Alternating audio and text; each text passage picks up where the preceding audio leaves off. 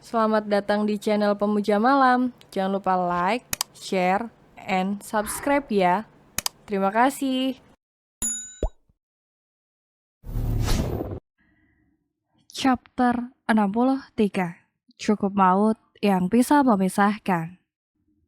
Meskipun peresmian ini hanya dihadiri oleh beberapa orang saja, namun acara ini langsung ditayangkan dalam stasiun TV. Ini mereka lakukan agar semua orang tahu tentang kerjasama dan juga tentang Rasya.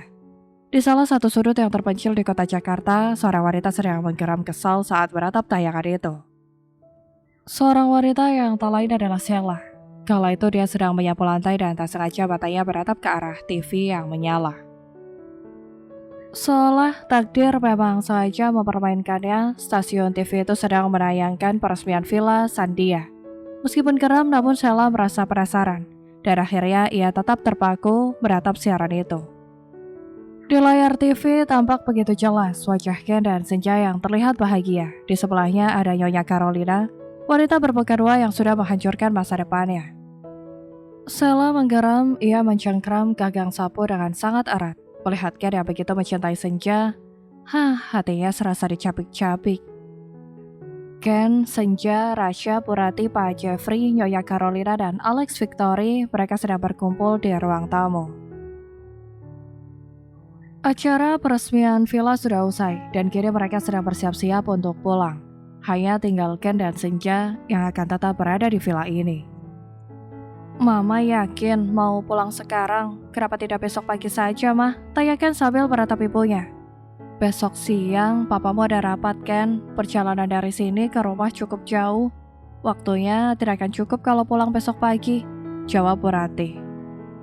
Iya, Ken, kami harus pulang sekarang, Pak Jeffrey ikut menyahut. Baiklah kalau begitu, jawab Ken. Kami juga akan pulang, Ken. Ada banyak pekerjaan yang menunggu kami di Jakarta, ucap Nyonya Carolina sambil tersenyum. Nyonya tidak menginap? Tidak, Ken. Kami akan pulang, jawab Nyonya Carolina. Mama benar, kami harus pulang. Pekerjaan di sini sudah selesai. Kami harus kembali mengurus pekerjaan yang ada di Jakarta, sahut Alex. Baiklah, kalau begitu, saya sangat berterima kasih atas kebaikan kalian. Semoga kedepannya kerjasama kita bisa berjalan dengan lancar, katakan. Saya juga berterima kasih sama kamu. Setelah sekian tahun, akhirnya saya bisa membongkar sikap buruknya Mas John, jawab Nyonya Carolina. Kini tinggal Ken dan Senja yang berdiri di depan villa, beratap sinar surya yang semakin lama semakin meredup. Selain karena Senja itu adalah nama kamu, aku juga punya alasan lain. Kenapa memberikan nama Sandia untuk villa ini? Lihatlah, kata Ken sambil menunjuk ke depan ke arah matahari yang mulai terbenam. Dari tempat ini, kita bisa melihat Senja dengan sangat jelas. Aku ingat dulu kau sangat menyukai Senja. Kita sering menghabiskan waktu bersama di pinggir pantai, demi menatap Senja. Sekarang kau bisa meratapnya sampai puas dari sini. Villa Sandia, villa yang kubangun khusus untukmu, ayah. Sambungkan sambil meratap Senja lekat-lekat.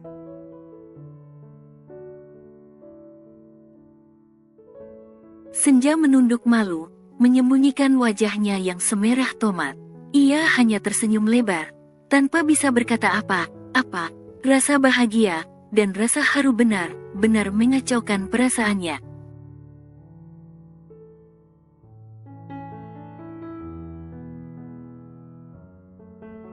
Ken, kau sungguh berhasil membuatku terjatuh dalam lubang cinta yang tiada ujungnya. Batin Senja dalam hatinya.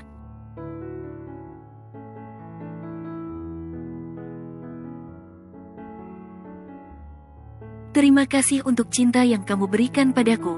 Terima kasih sudah menerimaku menjadi pendamping hidupmu. Ayah, kau adalah satu-satunya wanita yang berhasil membuatku jatuh cinta. Mulai detik ini, berjanjilah untuk tidak akan pernah meninggalkan aku, apapun yang terjadi.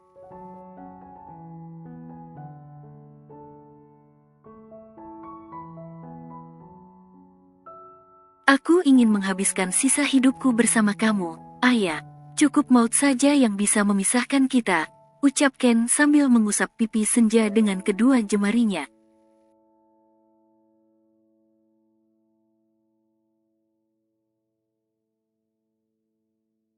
Aku berjanji. Maafkan aku yang seringkali mengecewakan kamu, Ken. Terkadang aku merasa malu melihat cinta kamu yang setulus itu.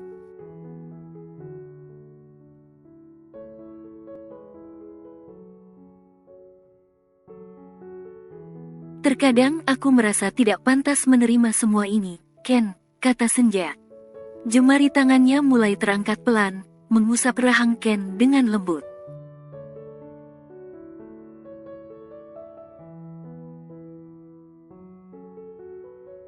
Jangan katakan itu, hanya kamu satu-satunya wanita yang pantas menerima cintaku. Kau tahu ayah, betapa bahagianya aku saat ini. Impian terbesar dalam hidupku adalah menikah denganmu, dan sekarang, mimpi itu sudah menjelma dalam nyata.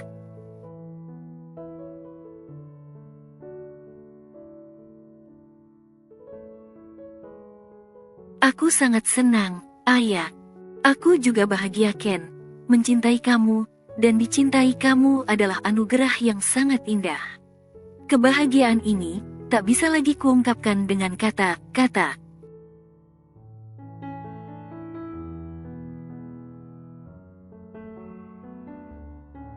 Semoga kita selalu bahagia, ayah.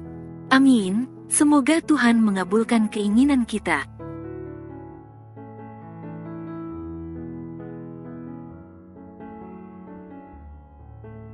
Lalu Ken lebih mendekatkan wajahnya, ia mengikis abis jarak di antara keduanya. Sangat manis, ucap Ken sambil mengusap sudut bibir Senja.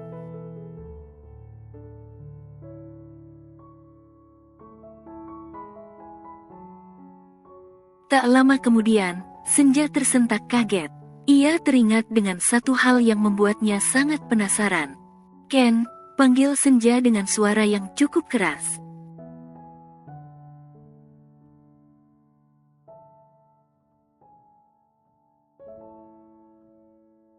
Mau lagi? Tanya Ken sambil mengerlingkan matanya.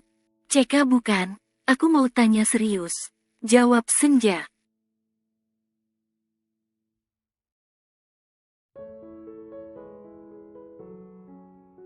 Tanya apa?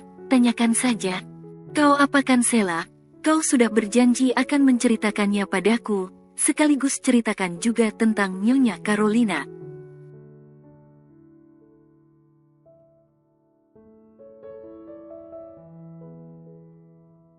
Dia bukan orang sembarangan. Kenapa kau bisa menjalin kerjasama dengannya? Tanya Senja dengan cepat. Nyonya Carolina sudah capek menghadapi Pak John yang selalu memiliki simpanan. Jadi dia menjebaknya dengan Sela, setelah semua aset di balik nama menjadi miliknya. Jawab Ken.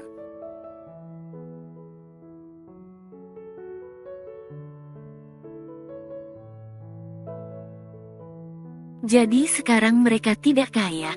Tidak.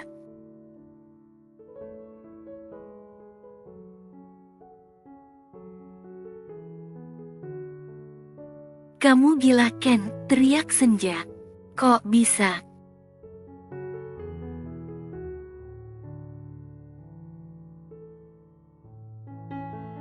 Kamu keterlaluan.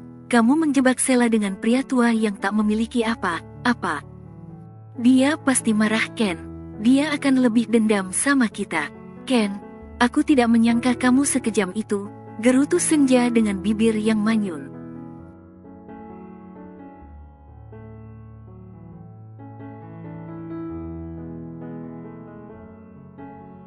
Dia juga keterlaluan.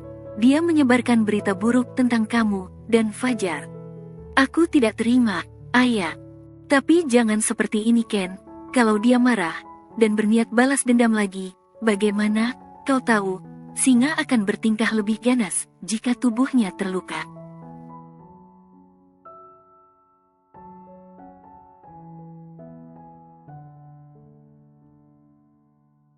Begitu pula dengan manusia. Mereka akan bertingkah lebih nekat jika hatinya terluka. Dulu kau sudah melukainya, dan sekarang kau malah menghancurkan masa depannya.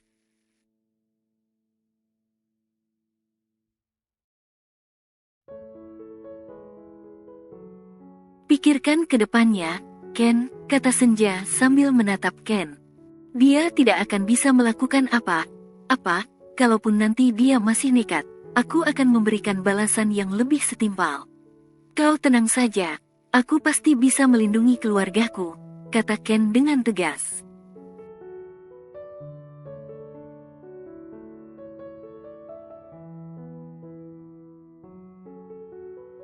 Tapi aku jadi tidak tenang Ken, ucap Senja. Ada aku, kau tidak perlu khawatir. Aku akan selalu menjagamu, tak akan kubiarkan siapapun menyentuhmu. Percayalah padaku, kata Ken sambil merangkul tubuh Senja.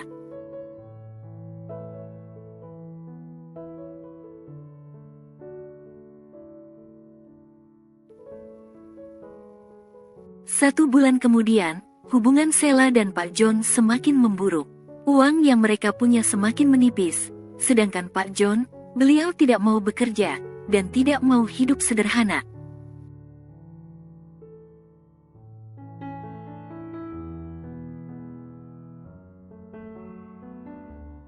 Semakin hari dendam dalam hatinya semakin membara, ia tak bisa melupakan perbuatan Ken dan Nyonya Carolina yang sudah menghancurkan hidupnya.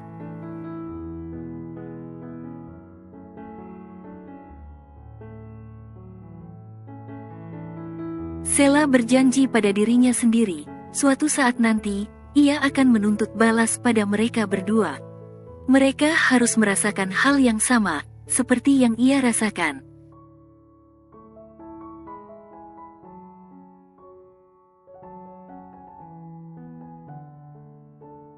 Malam ini, Sheila sedang merebus air di dapur. Ia hendak membuatkan kopi untuk tamu yang bertandang ke rumahnya.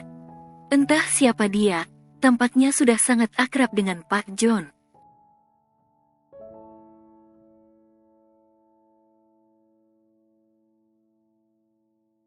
Tak lama kemudian, 2 cangkir kopi hitam sudah selesai ia seduh. Sheila membawanya ke ruang tamu, dan meletakkannya di atas meja.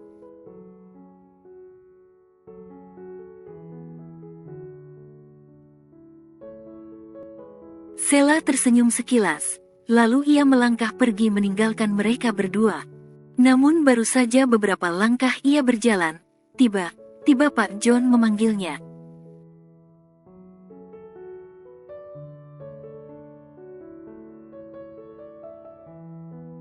Sheila, panggil Pak John. Iya, Om, jawab Sheila sambil menoleh. Lalu ia kembali menghampiri Pak John.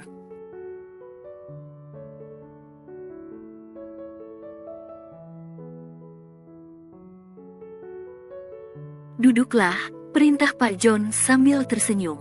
Sebuah senyuman yang syarat akan makna. Ada apa, Om? Tanya Sheila sambil duduk di sebelah Pak John.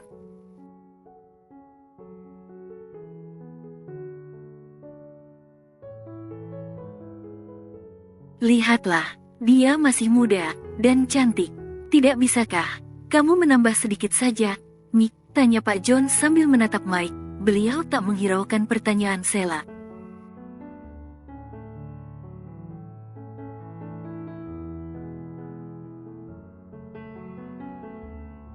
Om, maksudnya apa ini? Om, teriak Sheila. Ia menyadari situasi yang sedang terjadi. John Victory akan menjualnya pada lelaki kekar yang sekarang duduk di hadapannya.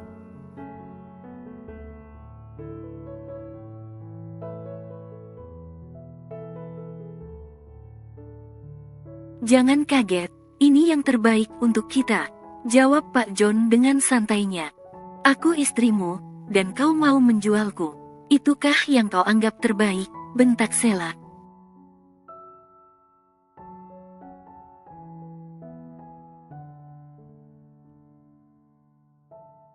Jangan munafik Sheila, pernikahan kita ini hanya karena kesalahan. Tidak ada cinta di antara kita. Jadi kenapa tidak mengambil jalan tengah saja? Kau untung, dan aku juga untung, kata Pak John.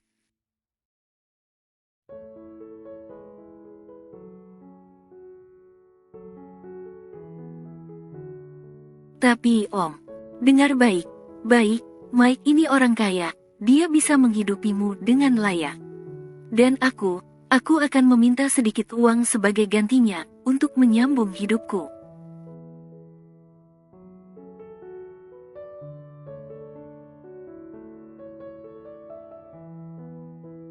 Sahut Pak John memotong pembicaraan Sheila. Kamu gila Om, kamu sudah tidak waras. Aku tidak mau, jangan paksa aku Om, aku tidak mau, teriak Sheila.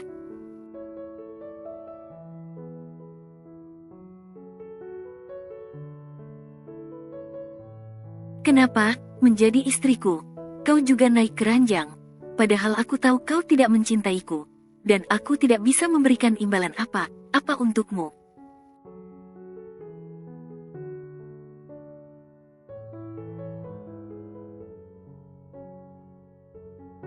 Jika kau naik keranjang dia, kau akan mendapatkan harta. Hidupmu akan jauh lebih baik, jawab Pak John masih dengan nada santainya.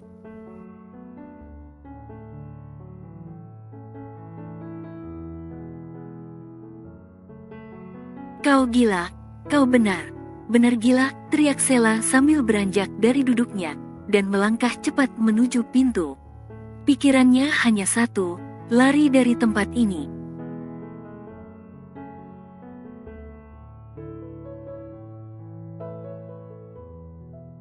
Namun belum sempat Sheila menjangkau handle pintu, tiba tangannya sudah dicekal oleh Mike. Sheila tak berkutik, ia tak bisa melawan tubuh kekar yang sedang mendekapnya.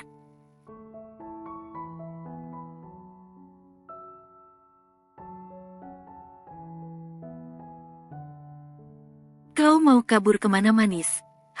Aku sudah membayarmu dengan harga yang mahal. Kau harus memuaskan aku malam ini, dan malam selanjutnya, kata Mike sambil tertawa.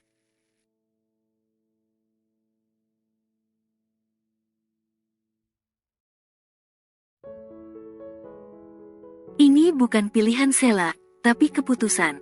Mulai sekarang kita hidup sendiri, kau mulailah melayani dia dengan baik.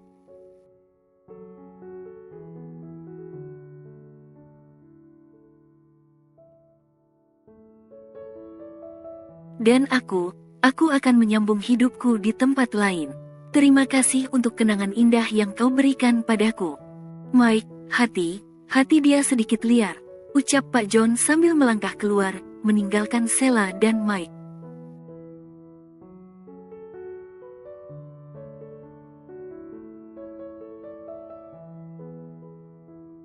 Tangannya tampak menggenggam segepok uang ratusan ribu. Sheila benar marah. Lepaskan aku, teriak Sheila sambil meronta, mencoba melepaskan rengkuhan Mike.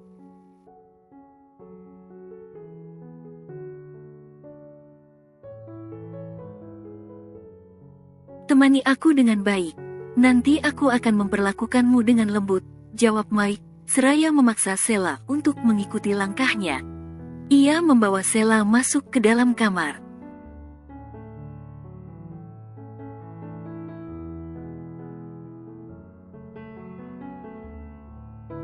Bukan kehidupan seperti ini yang Sheila inginkan, namun kenapa keadaan menjebaknya dalam situasi sepahit ini? Meskipun ia sama sekali tidak mencintai Pak John, namun hatinya sangat sakit setelah tahu kalau lelaki itu menjualnya.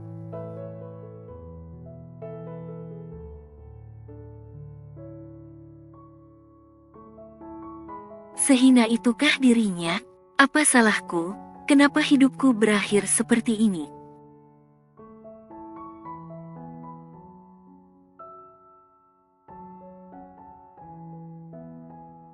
Apa salah jika dulu aku mencintai Ken, dan berusaha mendapatkan cintanya? Lalu kenapa takdir memberikan jalan yang seburuk ini untukku?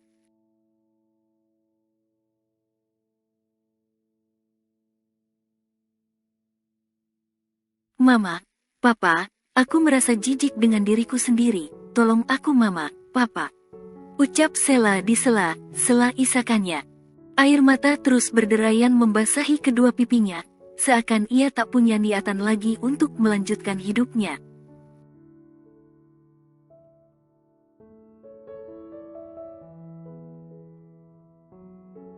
Di saat Sheila merasa sangat putus asa, tiba matanya menatap celana panjang milik Mike.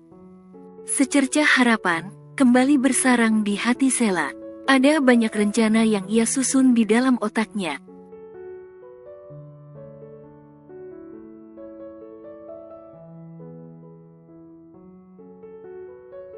Perlahan Sheila turun dari ranjang.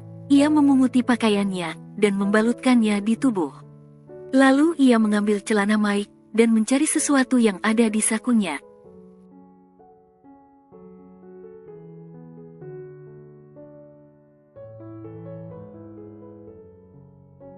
Dia orang kaya. Dia pasti punya banyak uang, kata Sheila dalam hatinya.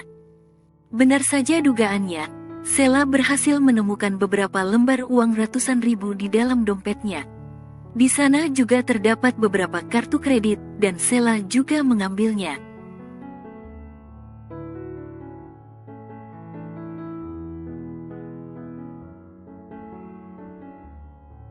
Dengan uang ini, aku bisa pulang ke Surabaya. Aku akan kembali pada mama dan papa. Tak peduli mereka bangkrut atau tidak. Tapi setidaknya aku hidup bersama keluargaku, gumam Sheila sambil menyimpan seluruh uang dan kartu kredit ke dalam tas kecilnya.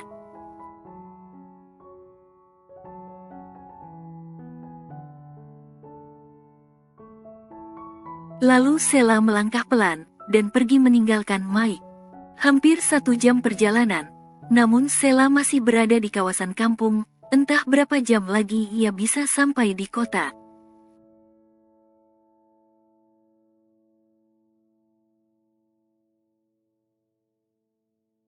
Tak ada satupun kendaraan yang tampak lewat di jalan itu, entah yang searah atau yang berlawanan arah. Maklum ini adalah desa terpencil yang sangat jauh dari kota. Penduduk di sini tidak akan terbiasa keluar di malam hari, apalagi tengah malam seperti ini.